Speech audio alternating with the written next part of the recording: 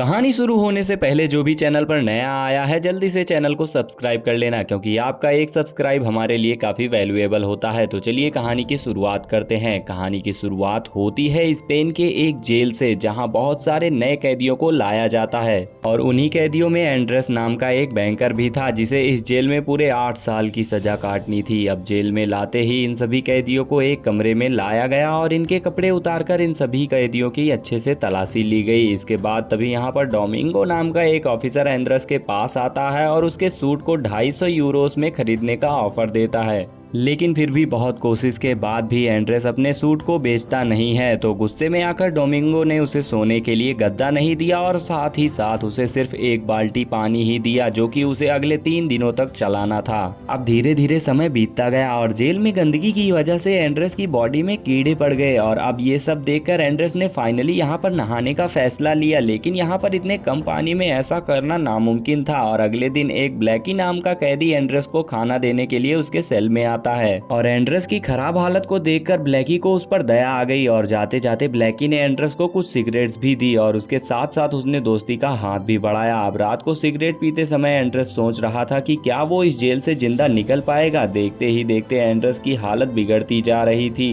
और वो पागलों की तरह अपने सेल का दरवाजा पीटने लगा। अब जब जेल के वार्डन मॉरिनो को ये सारी बातें पता लगी तो उसने सजा के तौर पर गार्ड से एंड्रेस की खूब खातिरदारी कराई। अब पूरे 3 हफ्तों के बाद एंड्रेस को मेन प्रिजन में भेजा गया, जहां बाकी सभी कैदियों को रखा गया था। अब जेल में आने के बाद केवल ब्लैकी ने एंड्रेस की तरफ हाथ बढ़ाया और अंदर जाके उसे पता चला कि उसे ब्लैकी और पीनो नाम के एक कैदी के साथ अपना कमरा शेयर करना है। अब पीनो इस जेल में तो काफी मशहूर था, क्योंकि उसके पास ढेर सारी किताबें और कुछ फैंसी कपड़े भी थे, जिन्हें वो सभी कैदियों को भाड़े पर देता था। अब अगले दिन इन सभी कैदियों के परिवार वाले उनसे मिलने पहुंचे। यहाँ एंड्रेस को पूरा यकीन था कि उसकी गर्लफ्रेंड उससे मिलने जरूर आएगी। अब थोड़ी देर बाद एक लड़की एंड्रेस से मिलने तो पहुंची, मगर ये लड़की उसकी गर्लफ्रेंड नहीं बल्कि उसकी गर्लफ्रेंड की बहन लूसिया थी। यहाँ लूसिया ने एंड्रेस को बताया कि उसकी बहन अब एंड्रेस से मिलना नहीं चाहती और वो तुम्हें एक अपराधी मानती है। अब ये सुनकर एंड्रेस को काफी दुख हुआ और वो उदास मन के साथ अपने सेल में वापस आ गया। अब अगली सुबह जब एंड्रेस अपने कंपाउंड में था तो कुछ बदमाश कैदियों ने उस पर हमला कर दिया और उसके सारे कपड़े भी छीन लिए। इसके बाद एंड्रेस डोमिंगो नाम के एक गार्ड के पास गया और उसे सब कुछ बता के उन कैदियों के बारे में शिकायत की। लेकिन डोमिंगो ने उसकी कंप्लेन लिखने से मना कर दिया और कहा कि इस जेल में कंप्लेन लिखवाने के भी 300 यूरोज लगते हैं। अब ये सुनकर एंड्रेस को काफी गुस्सा आया, मगर वो चाह कर भी डोमिंगो का कुछ भी नहीं कर सकता था। और इसके बाद उसकी मुलाकात माइकल नाम के एक दूसरे कैदी से हुई, जिसने उसे कुछ कपड़े दिए और बोनी नाम के एक कैदी के पास ले गया,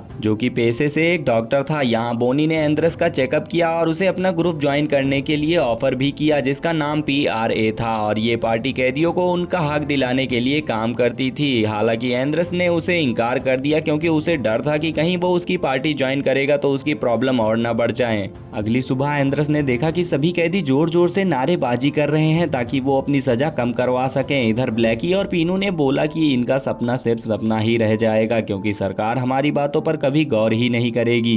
अब उस शाम जब एंड्रेस जेल के कंपाउंड में था तभी बोनी उसके पास आया और उसके दांतों का चेकअप करने के बहाने उसे कुछ कागज के पर्चे पकड़ा दिए। यहाँ बोनी ने एंड्रेस से कहा कि इन कागजों पर रिवॉल्यूशनरी नारे लिखो और ये काम तुम लेफ्ट हैंड से करना, ताकि कोई तुम्हारी हैंड राइटिंग ना पहचान सके। और फाइनली एंड्रेस भी इसके लिए मान गया और उस रात उसने कागजों पर ढेर सारे क्रांति के नारे लिखे, ताकि इन पर्चों को जेल में बांटकर सभी को प्रोटेस्ट के लिए इकट्ठा किया जा सके। अब इसी के दौरान ब्लैकी ने अपनी पूरी कहानी बताई और उससे बोला कि मेरी फैमिली को मैं बहुत मिस करता हूँ और कहा कि एक दिन जेल से निकलकर अपने परिवार के साथ खुशहाली से जिंदगी बिताऊंगा। अब अगली सुबह गार्ड्स ने ब्लैकी को अपने सेल से बाहर निकाला और उसे वार्डन के ऑफिस में ले गए, क्योंकि गार्ड्स को जेल के किचन में सुरंग खोदे जाने का सबूत मिला था।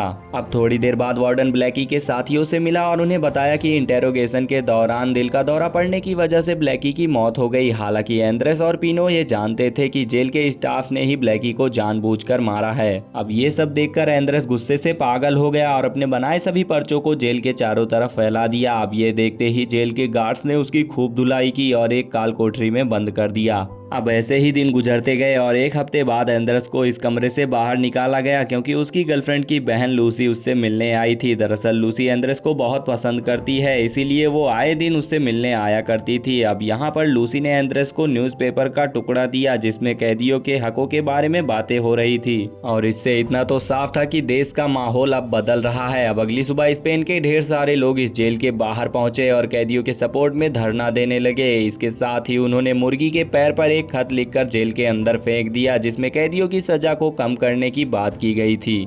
अब गार्ड्स को एक मुर्गी के पीछे भागते हुए देखकर सभी कैदी जोर जोर से हंसने लगे। इसके बाद हम पीनो को देखते हैं जिसे आज तक यही लगता था कि ये सारा प्रोटेस्ट बिल्कुल बेकार है और सरकार कभी भी इनकी बात नहीं मानेगी, पर देश के लोगों का सपोर्ट देखकर पीनो का मन भी बदल जाता है और फाइनली उसने भी इस आंदोलन में साथ देने का फैसला किया। अब इस प्रोटेस्ट में जुड़ते ही पीनो अपने ब्लॉक में मौजूद कैंपो नाम के एक कैदी के पास गया और कैंपो समेत उसके सभी साथियों को अपने ब्लॉक से बाहर निकाल दिया क्योंकि असल में ये लोग वार्डन के जासूस थे। अब ऐसे ही दिन गुजरते गए और देखते ही देखते साल 1977 आ गया जब पूरे स्पेन में इलेक्शन होने वाले थे और देश के अलग अलग पार्टियों ने इस इलेक्शन में भाग लिया था। अब ये सब जानने के बाद भी पीनो, बोनी और एंद्रेस जेल के खास कैदी से मिलने पहुंचे जिसका नाम मार्बेला था।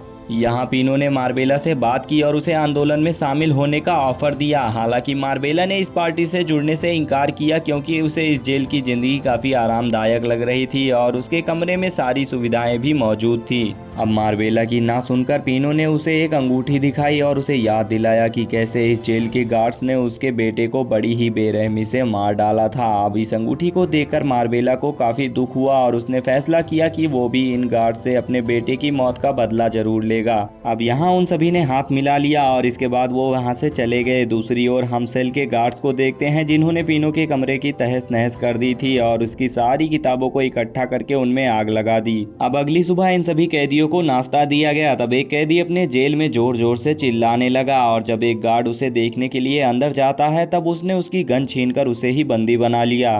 वहीं दूसरी ओर पीनो, बोनी और एंद्रेस ने जेल के सभी कैदियों को इकट्ठा किया और फिर इन लोगों ने मिलकर पूरे जेल को तहस नहस कर दिया। बहुत जल्द ही ये सभी कैदी छत पर आ गए और जोर जोर से क्रांति के नारे लगाने लगे। अब ये देखकर गार्ड्स ने जेल के सभी कैदियों के ऊपर रबर की गोलियां चलाना शुरू कर दिया, मगर इन सब के बावजूद भी इन सभी कैदियों ने अपना आंदोलन जारी रखा और जेल के बाहर मौजूद ढेर सारे लोगों ने भी उनका समर्थन किया। ये देखकर जेल के वार्डन ने सभी कैदियों की मांगे सुनने के लिए हामी भर दी और फिर कैदियों की ओर से बोनी और एंद्रेस जेल के ऑफिसर से बात करने पहुंचे। अब एक लंबी मीटिंग के बाद इन ऑफिसर्स ने कैदियों की सारी शर्तों को मान लिया और इन्हें इस आंदोलन को बंद करने को कहा। बोनी और एंद्रेस भी इसके लिए मान गए और कैदियों से कहकर इस आंदोलन को बंद करवा दिया। लेकिन इसी बीच एक कैदी की नज़र उस जज पर गई जिसने इनकी शर्तों को मंजूर किया था। अब यहाँ ये खुलासा होता है कि ये आदमी कोई जज नहीं बल्कि एक दूसरी जेल का वार्डन है। अब इस कैदी ने उस वार्डन को पहचान लिया क्योंकि वो कुछ सालों पहले उसी जेल में था। अब यहाँ पर बोनी और एंद्रेस समझ गए कि जेल के वार्डन ने उन्हें धोखा दिया है ताकि वो इस आंदोलन को रोक सके। अब इससे पहले कि कैदी कुछ कर पाते गार्ड्स ने इन पर हमला कर दिया और इन्हें पीट पीट कर अपने सेल्स में बंद कर दिया। अब उस शाम जेल के वार्डन ने बोनी और एंद्रेस को अपने ऑफिस में बुलाया और उन्हें एक डॉक्यूमेंट पर साइन करने को कहा।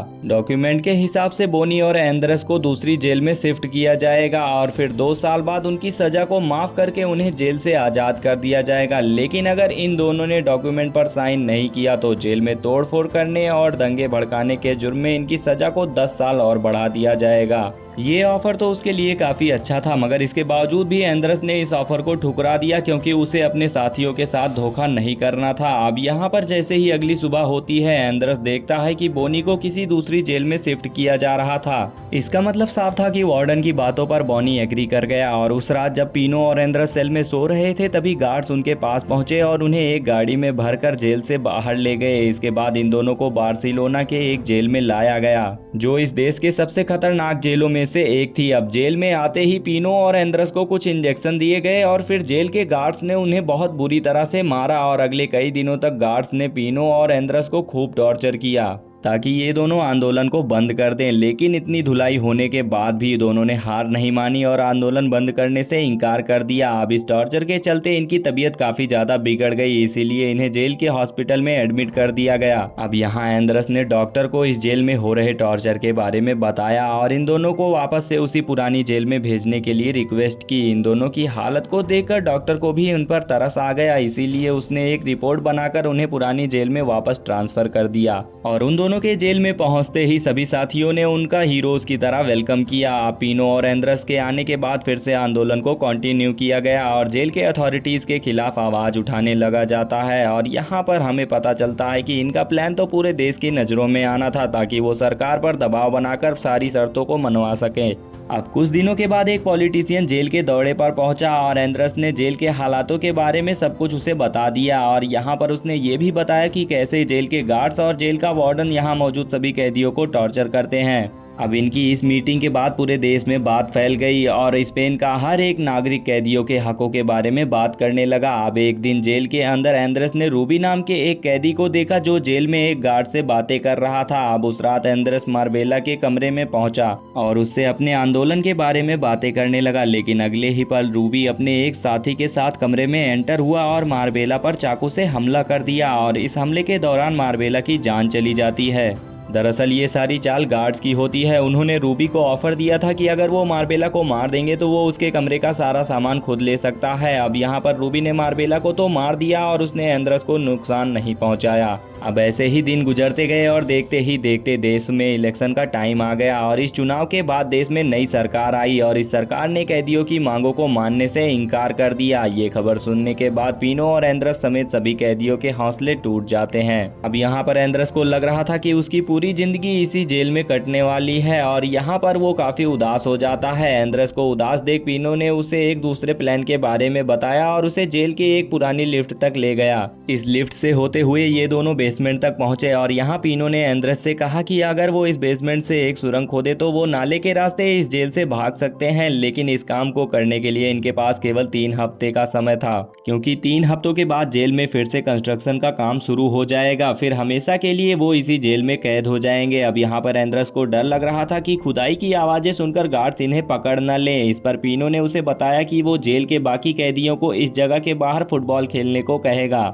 दोनों ही अपने काम को शुरू कर देते हैं और एक सुरंग खोदने लगते हैं। लेकिन फिर एक दिन रूबी और उसका एक साथी न जाने कैसे इस बेसमेंट में आ जाते हैं और पिनो और एंद्रस को सुरंग खोदते हुए देख लेते हैं। अब यहाँ पर इनके पास कोई और चारा नहीं था, इसीलिए वो उन्हें भी अपने प्लान में शामिल कर लेते हैं। और अगले दिन एंद्रस का वकील उससे मिलने पहुंचा और उसके केस को दोबारा से रीओपन करने की बात करी। लेकिन एंद्रस ने इसके लिए साफ इनकार कर दिया, क्योंकि अब उसका सरकार और कानून से भरोसा उठ चुका था। कई दिनों की खुदाई के बाद उन्होंने जेल के बेसमेंट में एक सुरंग बना ली जो इन्हें जेल से बाहर पहुंचाने का काम करेगी।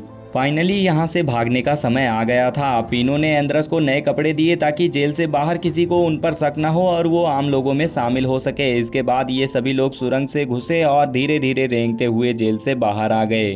अब यहाँ पिनो और एंद्रस पास के एक बस स्टॉप तक पहुंचे और फटाफट से एक बस में बैठ गए। लेकिन बदकिस्मती से रूबी और उनके साथी को पुलिस ने पकड़ लिया और उन्हें दोबारा जेल में डाल दिया। अब कई घंटों का सफर करने के बाद पिनो और एंद्रस एक दूसरे शहर में पहुंच जाते हैं।